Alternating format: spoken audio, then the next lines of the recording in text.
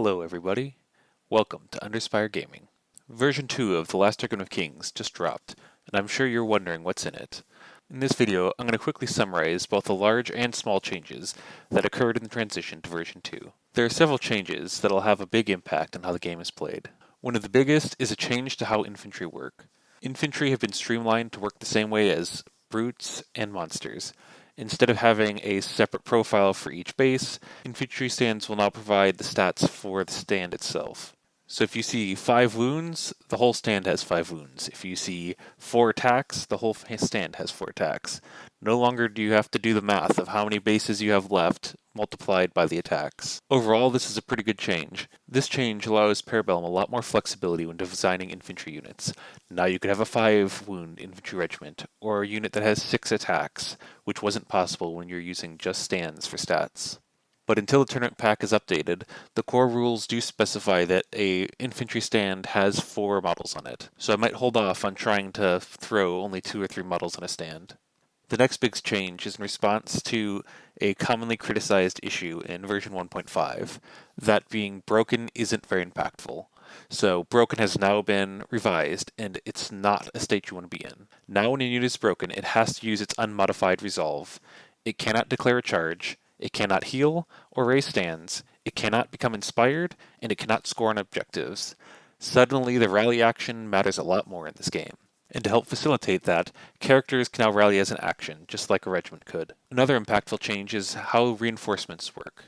A common issue was if one player rolled poorly and had regiments that just didn't arrive, they could lose the game before they ever got a model on the board. To fix this, Parabellum has made a change.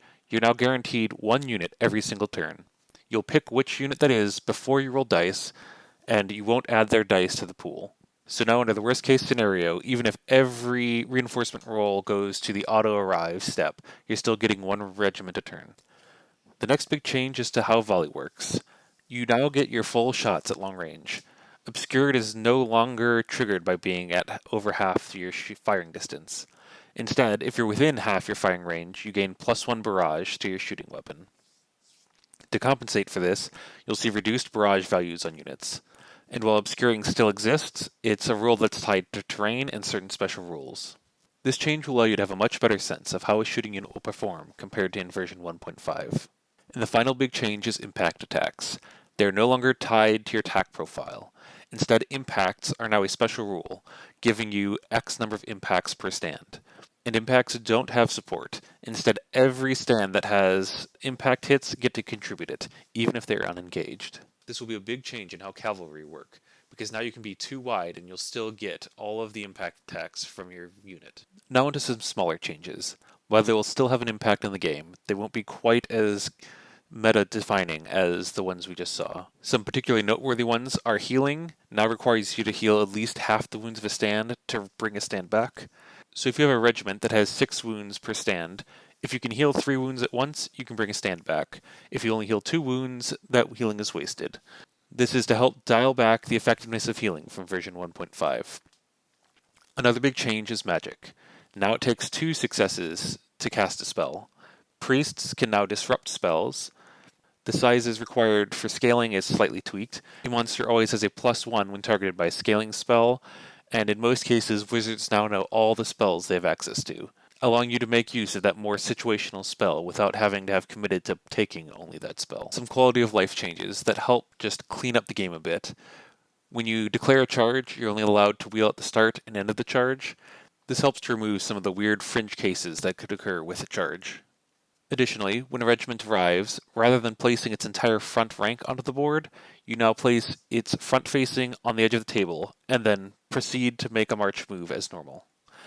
You still are required to get the entire regiment on the board, but it's a more straightforward way to get to the same place. When you perform a march action, it is now required to be in a single direction unless you wheel.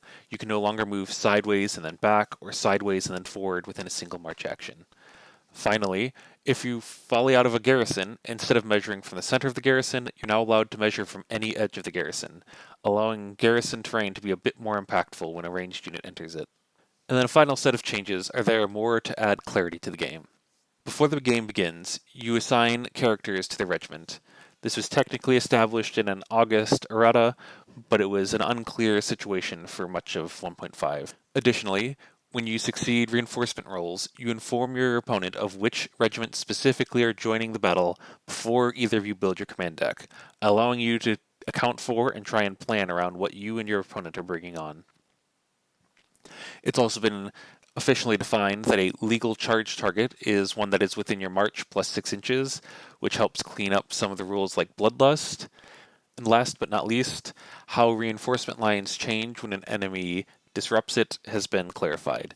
If an enemy regiment moves past your reinforcement line, it'll push it back to the next eligible unit you have, and should you destroy the enemy regiment that is causing the disruption, it will snap back to where it was at the beginning of the round. Finally, for a lightning round of all the changes that are occurring in draw events and special rules.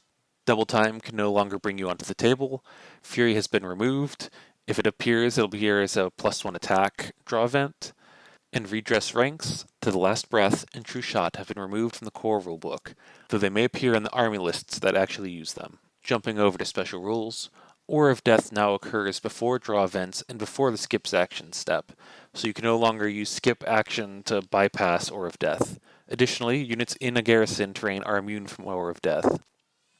If you're to use Blessed, you must declare you're using it before your dice rolls instead of after. If you fail your Bloodlust roll and are unable to charge, instead of marching towards the nearest enemy, you must march your max march distance towards the nearest enemy. The counterattack special rule isn't allowed to make use of any special rules applied to Kalash, so no Flurry, no Cleave, no Deadly Blades. Dauntless, which states you're always inspired, will override rules that state you can never be inspired, so that regiment will truly be always inspired. If a character has Devout and joins a regiment, it will share that Devout special rule with its entire regiment. The rule Fanatical Devotion, which allows a regiment to heal when it's been targeted by a spell, does not trigger on spells with the type Self. And the Fearsome rule, which requires you to roll a resolve check to see if you can form a rally, now also applies to combat reforms. Feral has been changed to the rule Irregular, and characters who aren't irregulars cannot join an irregular regiment. Flurry and Deadly Blades have been modified to apply in duels. Glorious Charge now provides +1 clash rather than inspired on charges.